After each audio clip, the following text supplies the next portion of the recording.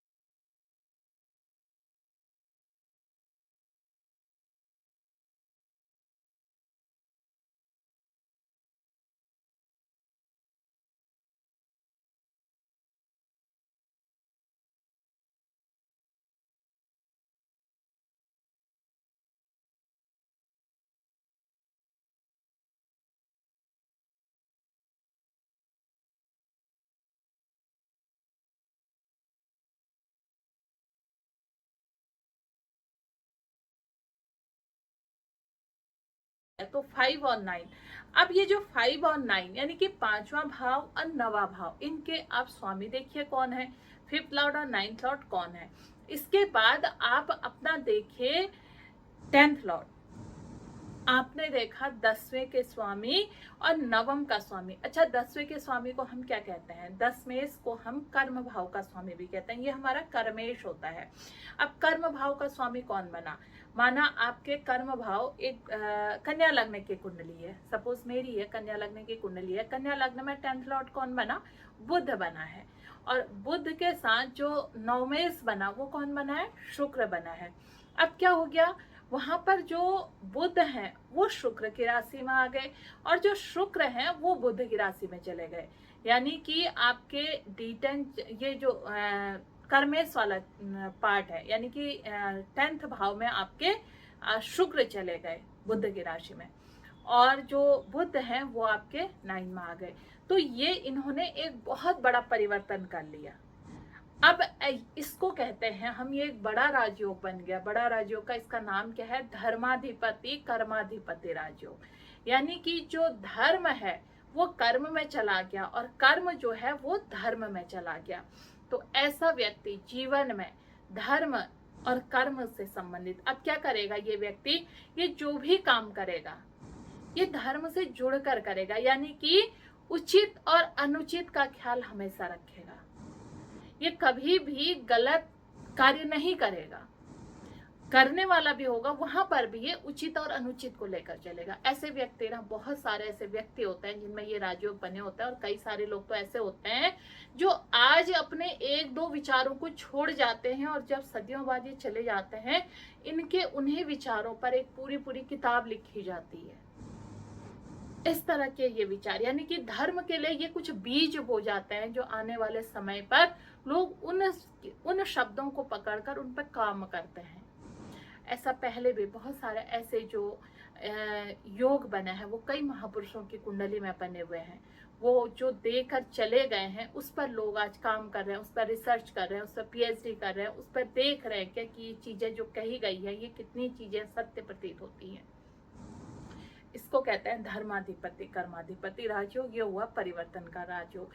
अब इसी को ठीक हमने ऐसे चौथे और पांचवा, अच्छा जैसे हमारा वो कर्म का भाव हो गया और ये हमारा धर्म का भाव हो गया, इसको ठीक अगर हम चौथे और पांचवे से जोड़ दें, चतुर्थ भाव हमारे मन का है, पंचम भाव हमारे हृदय का है, क्योंकि पंचम भाव क्या है? प्रेम का भाव है। तो पंचम भाव जब प्रेम का है तो प्रेम कहाँ उत्पन्न होता है? हृदय में उत्पन्न होता है। सोचते कहाँ से हैं? मन से सोचते हैं। तो ये जो मन है ना, ये कौन सा भाव है? ये हमारा चौथा भाव है। चौथे भाव का स्वामी अब पंचम भाव का स्वामी अगर एक साथ हो या इनका परिवर्तन हो, आपको पता है परिवर्तन होने में ऐसे व्यक्ति का जो मन होगा वो बिल्कुल वही सोचेगा जो उसके हृदय में होगा और उसका हृदय वही सोचेगा जो उसके मन में होगा। ये लोग ना भक्ति योग में बहुत जल्दी सफलता प्राप्त करते हैं। ये किसी भी चीज की अगर भक्ति करें बहुत ज्यादा कर लेते हैं। दूसरी चीज, एक चीज और मैं बताऊं, अगर आपके पंचम भाव पर भी, मैंने अभी दृष्टि की बात करी थी ना, माना आपका फोर्थ लॉर्ड भी पंचम को देख रहा है, आपका फिफ्थ लॉर्ड भी पंचम को देख रहा है, तो ऐसा व्यक्ति जब किसी से प्रेम करता है तो वो बहुत हृदय के, कहते हैं ना अंतर मन का प्रेम, वो यही होता है। और ये लोग जब किसी मतलब कहते हैं आध्यात्मिक प्रेम, किसी इष्ट को अपना इष्ट बनाकर प्रेम कर लेना, क्योंकि पंचम भाव हमारा जो है पूर्व पुण्यों का, कर्मों का भाव भी है और हमारी इष्ट साधना भी है। तो ये किसी व्यक्ति से प्रेम करते करते उस व्यक्ति से इस हद तक प्रेम कर लेते हैं कि उसी व्यक्ति में इन्हें इष्ट के दर्शन होने लग जाते हैं। ये अपने इष्ट की छवि उस व्यक्ति में देखने लग जाते हैं और उनका ये प्रेम फिर सांसारिक न रह के उस व्यक्ति से आध्यात्मिक प्रेम बन जाता है, क्योंकि वही व्यक्ति जो इनका, जिनसे इनका प्रेम होता है, वही व्यक्ति इनको उस स्थिति पर ले आता है। तो कई कारण हो सकता है उसका, क्योंकि अगर इनके पंचम भाव पर कहीं मैलेफिक ग्रहों के दृष्टि हो तो क्या करेगा? इनका मन टूटेगा। पहले अब मन हृदय से जुड़ा हुआ है तो ये उसकी इतनी साधना, इतनी पूजा, उस व्यक्ति से इतना इनको प्रेम होता है कि उस पर ही इन्हें, जिस भगवान को भी मानते हैं, माना कृष्ण को मानते हैं, तो इसमें उसमें ये उसकी छवि देखने लग जाते हैं और आजीवन उसके प्रेम में अभिभूत होके ये अपने इष्ट को प्रेम कर लेते हैं या अपने इष्ट की आराधना कर लेते हैं। और यकीन जानिए जब ये प्रेम ऐसा होता है तो इनको इष्ट के दर्शन भी हो जाते हैं और इन्हें उनका आशीर्वाद क्यों मिलता है। अब मैं ये बताऊं क्यों मिलता है। देखिए क्यों मिलता है, क्योंकि एक तो इनका ना अंदर से छल कपट नहीं होगा। पंचम और जो फिफ्थ का आपस में संबंध है। जब हृदय निर्मल होगा ना, हृदय निर्मल होगा तो मन भी साफ होगा। अब मन और हृदय निर्मल है, इसीलिए उस व्यक्ति को समर्पण तक का उसने प्रेम किया और जब वो प्रेम उन्होंने कर लिया तो वो व्यक्ति से ठीक है नहीं मिला या क्या चीज रही, छूट गया, जो भी रहा, अगर नहीं भी छूटा तो भी ये उसको उस हद तक प्रेम करते हैं कि ये लास्ट में उसे प्रेम करते करते इष्ट तक की आराधना तक पहुंच जाते हैं। दूसरी चीज है, इनके एजुकेशन बहुत अच्छी रहती है। ये जिस विषय को पढ़ते हैं ना, इन्हें कोई भी आप विषय दे दो, ये हृदय से पढ़ते हैं और कुछ ही दिनों में उसमें इसमें उस विषय पर इनका इतना गहन अध्ययन हो जाता है। जब आप इनसे बात करो उस विषय को लेकर, आपको लगेगा कि पता नहीं इनकी कितने जन्मों की पढ़ाई है इस विषय पर। उसका एनालिसिस ये लोग बहुत अच्छा करके बता देते हैं। आप इन्हें कोई भी विषय दीजिए, इनसे कहिए कि 1 महीना इस विषय को पढ़ लीजिए, मुझे ये चीज़ समझनी है, समझानी है। ये 1 महीना उस विषय पर अध्ययन करके उस पर आपको बहुत अच्छा ये लिख कर दे सकते हैं। लग्जेरियस लाइफ होती है, क्योंकि चौथा भाव क्या है, सुख का भाव भी है, मन का भाव भी है, 5वां भाव विद्या का भाव भी है। बहुत सारी चीज़ों से ये दूर भी रहते हैं। ये अपने काम में फोकस करते हैं, क्योंकि जहां पर मन और हृदय एक हो गया, यानी कि 5th हाउस क्या है ना, मति का हाउस भी है, बुद्धि। 5th हाउस बुद्धि भी है ना, तो इसको बोलते हैं जब मन और हृदय दोनों, क्योंकि चौथा भाव और 5वां भाव एक ही हो गया, तो ये क्या हुआ कि ये सद्बुद्धि योग भी होता है। तो ऐसे लोगों को सद्बुद्धि आ जाती है जब भी इनके जीवन में ऐसी कोई दुर्घटना घटित होती है या ऐसी, क्योंकि अगर अच्छा होता है तो बुरा भी होता है, तभी तो ये उतना प्रेम कर पाते हैं। ईश्वर के आस्था तक पहुंचना कोई सांसारिक जगत में रहकर ईश्वर तक नहीं पहुंच सकता है ना। जो इस समय बहुत सारे बड़े उस पर हैं, उन्होंने वो पूर्व जन्म में इतना अपना ध्यान साधना अपनी चीज़ों को इतना किया है कि आज वो जरा सी भी मेहनत करते हैं उनको मिल जाता है। लेकिन आज भी ऐसे लोगों की कमी नहीं है जो सब चीज़ सारे दुख लेने के बाद ईश्वर की आराधना करते हैं और ईश्वर की प्राप्ति उन्हें जल्दी हो जाती है। ऐसा होता है। तो अब जब ये वहाँ तक पहुँच जाते हैं, उस जगह तक पहुँच जाते हैं, चीज़ों तक पहुँच जाते हैं, तो ये लोग भक्ति योग में, जिनका 4th लॉर्ड और 5th लॉर्ड एक साथ होता है ना, तो इन्हें भक्ति योग में बहुत सफलता मिलती है। ये किसी भी इष्ट की भक्ति कर लें, ये घर में ही अपने जिससे प्रेम करते हैं उसकी भक्ति कर लें, उससे भी इनको वहाँ तक की प्राप्ति हो जाती है। तो ये लोग भक्ति योग में बहुत आगे निकलते हैं। अब इसके बाद हम जो तीसरे योग की मैं बात कर रही हूँ वो है युति, कंजक्शन।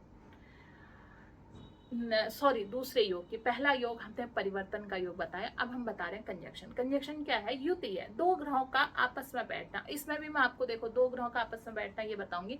माना अभी मैंने धर्माधिपति कर्माधिपति राजयोग बताया, आपका 10th लॉर्ड और आपका 9th लॉर्ड एक साथ बैठा है, कहीं पर भी बैठा है। अब अगर ये केंद्र में ही बैठ जाए तो वेल एंड गुड, अगर ये 9th में ही बैठ जाए तो बहुत अच्छा। ऐसा व्यक्ति इस जगत में श्रेष्ठ काम करता है। लेकिन अगर ये कहीं 6, 8, 12 में बैठा है तो ये रिजल्ट तो देगा, कम देगा, पर ये काम करते हैं अपने कर्म को धर्म समझकर, ये धार्मिक रूप से बहुत काम करते हैं, पर मन में इनकी थोड़ी सी क्या होती है। अगर 8th में ये युति बनी है तो देखो, मैंने कहा कि केंद्र के घरों में और त्रिकोण में बनी है तो बहुत अच्छा है, ठीक है, और दूसरे में भी अच्छा है। 8वें में अगर ये कंजक्शन बना है, 8वें में क्या होगा, 8वां ना हमारा गुप्त भाव है। तो ऐसे लोग काफ़ी ज़्यादा काम तो बहुत ज़्यादा करते हैं, पर इन्हें बहुत ज़्यादा नेम फेम के पीछे ये नहीं भागते हैं। इन्हें शांत चित होकर, जैसे क्या होता है ना, समुद्र की गहराई है, ये शांत चित होकर अपने काम में लगे रहते हैं और डिवोटी होते हैं बहुत ज़्यादा। अब अगर 9th और 10th लॉर्ड इनका एक साथ वहाँ पर आ गया तो कभी ना कभी जो ये काम करके गए हैं, इनके काम को लेकर सारे लोग खुश रहते हैं, प्रसन्न रहते हैं।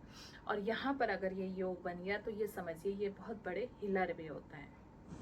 कोई व्यक्ति आकर ना इनसे 5 मिनट बात कर ले तो समझिए कि इन्हें सामने वाला व्यक्ति को बहुत शांति मिलती है।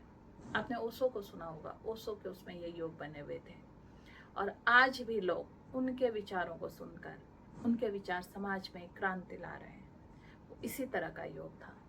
तो क्यों होता है ऐसा? क्योंकि अगर इसमें हमारा कहीं से भी 4th लॉर्ड भी आ गया और 5th लॉर्ड भी आ गया तो ये अपनी बातों से, अपनी वाणी से, अपने ज्ञान से सामने वाले को इतना मानसिक सुख देते हैं कि उस व्यक्ति को लगता है शायद इसने मेरी पूरी जीवन भर की पीड़ा हर ली। इनसे बातचीत करना लोगों को बहुत अच्छा लगता है। ऐसा योग लेकर आते हैं, एक चीज। दूसरी चीज है कि ये धर्म के प्रति बड़े सजग रहते हैं। ये कभी अपने जीवन में कुछ भी ऐसा गलत करने से पहले 10 बार सोचते हैं उस चीज को।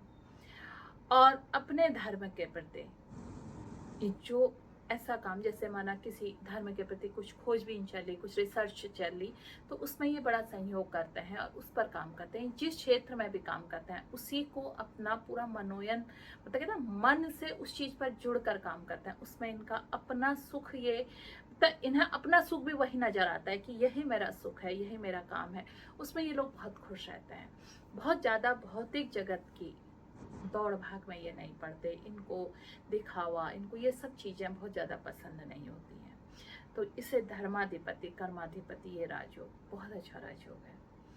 अब हम अगर बात करें दृष्टि संबंध पर, इसी तरह का जैसे मैंने आपको बताया था, अगर यही राजयोग इनके चौथे और पांचवें में भी बन जाए तो चौथे और पांचवें में जो हमारा पहले बन रहा था वहां पर भी यही होता है। ये लोग जो मन से करते हैं, जिस काम में भी इनका मन लग जाता है वो काम ये पूरा करते हैं, फिर छोड़ते नहीं है। अब अगर हम इसकी बात करें युति, कंजक्शन की अगर हम बात करें, कंजक्शन क्या है? कंजक्शन है युति, दो ग्रहों का एक साथ होना, एक जगह पर होना, है ना। ये मैंने अभी आपको बता दिया कंजक्शन वाला। अब मैं बताऊंगी दृष्टि। दृष्टि क्या है कि जैसे माना आपके दोनों घरों का आमने सामने होना, माना कि आपका जो चौथा घर है, जो उसके बाद 10वां घर है, चौथे और 10वें के ग्रहों का आमने सामने होना। अब क्या है कि वो दोनों एक दूसरे को देख रहे हैं, एक दूसरे को बल दे रहे हैं।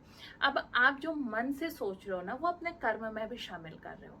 अब यहाँ देखेंगे कैसे? यहाँ क्या देखेंगे? माना कोई ग्रह आपके दूसरे घर में बैठा है और एक ग्रह आपके 8वें घर में बैठा है, तो ये दोनों आपस में एक दूसरे को बल दे रहे हैं। ऐसे में क्या होता है, अगर दूसरे में भी आपके ग्रह और 8वें में भी आपके ग्रह हैं, तो ऐसे लोग भी हिलर होते हैं। ये लोग वो लोग होते हैं जो दूसरे की पीड़ा को हर लेते हैं वहां से, क्योंकि 8वां घर क्या है ना, 8वां घर अपने आप में एक जादू का पिटारा है जिसमें बहुत सारी चीजें छुपी हैं। और सेकंड हाउस हमारे वाक शक्ति है। तो यहाँ से जब ऊर्जा वहां जाती है ना, तो वो चीजें फलित होने लग जाती हैं। ऐसे लोग भी जीवन में बहुत कुछ करके जाते हैं। और एक चीज आपको बताऊं मैं, अगर यहाँ इनकी दशा इनके जाने के बाद भी आती है, ये दृष्टि संबंध में, और इनके जाने के बाद, यानी कि इनके इस जीवन से जब ये इनके मृत्यु हो जाती है, यहाँ से ये चले जाते हैं, तो कई सालों के बाद भी इनके विचार एकदम से क्रांति लाते हैं। तो ये ऐसे विचार समाज को देकर जाते हैं। अब ये अगर संबंध आपका जैसे 12वें और छठे का बन रहा हो, तो 12वें और छठे में बन रहा होगा। छठा घर क्या है हमारा? छठा घर हमारा रोग रिपो ऋण का है। और अब ये माना एक आपका 10th लॉर्ड आपका चला गया 12वें में और 4th लॉर्ड आपका आ गया 6th में। ये दोनों आपस में एक दूसरे को देख रहे हैं।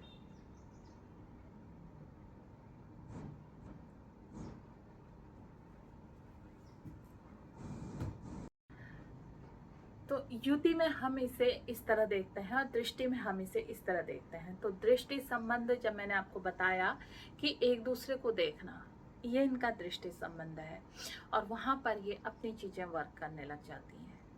तो ये राजयोग काम करते हैं। आज मैंने आपको ये 3 राजयोग बताए,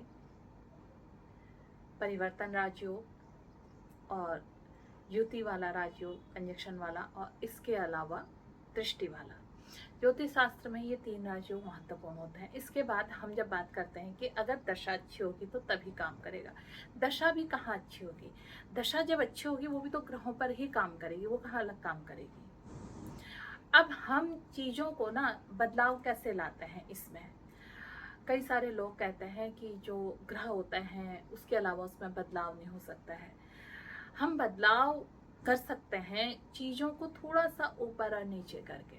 माना किसी की जन्म कुंडली में 7th लॉर्ड 6th में गया है, 7th लॉर्ड 6th में गया है, तो इसमें क्या हो सकता है कि इसको जो जीवन साथी मिलेगा बीमार मिलेगा।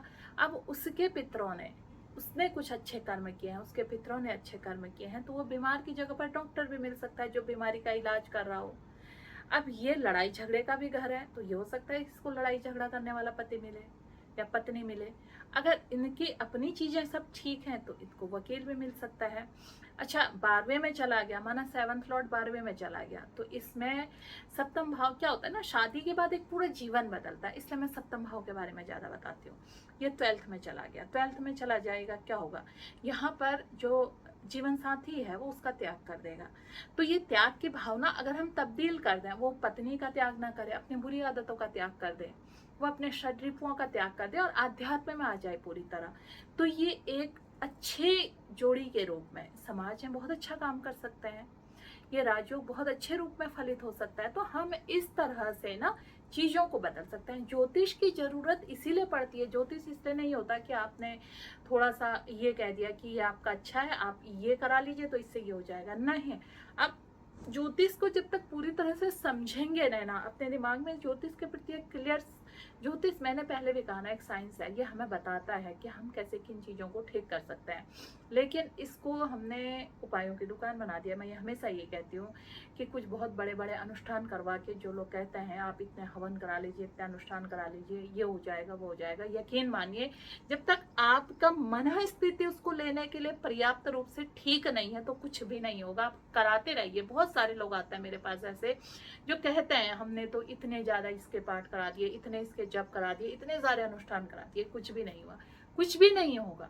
जब तक आप सिर्फ इसलिए कराएंगे कि ये ज्योतिष है, इन्होंने कह रखा और मैंने कराना है, बाकी चीजें ठीक हो गई, नहीं। आप ठीक तभी करेंगे जब तक आप उस ग्रह को नहीं समझेंगे वो ग्रह मुझसे बोल क्या रहा है, वो ग्रह मुझसे कह क्या रहा है, ये तभी फलित होगा।